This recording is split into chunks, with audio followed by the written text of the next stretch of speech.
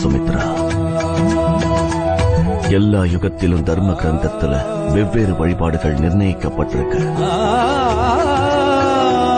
சத்யுகத்துக்காக தவம், திரேதாயுகத்துக்காக ஞானம், துவாபர யுகத்துக்கு யாகம், அதோட கலியுகத்துக்கு தானம்.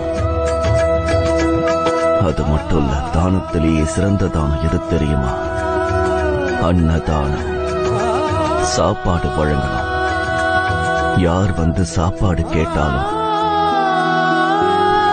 தேவைப்படுறவங்க எந்த ரூபத்துல வந்து கேட்டாலும், பலவீனமா இருக்கலாம், ஆதரவில்லாம இருக்கலாம், முதல்ல அவங்களுக்கு சாப்பாடு கொடுங்க.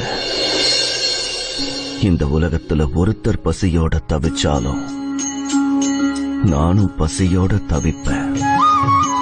என் மேல அன்பு செலுத்துறீங்கன்னா, எனக்கு சேவை செய்ய விரும்புறீங்கன்னா, எனக்கு நீ எதுவும் கொடுக்க தேவையில்லை. உங்க அக்கம் பக்கத்துல யாரும் பசியோட இருக்க கூடாதுங்கிறத கவனிங்க. நீங்க கொடுக்கிற சாப்பாடு தன்னால எனக்கு வந்து சேர்ந்துடும்.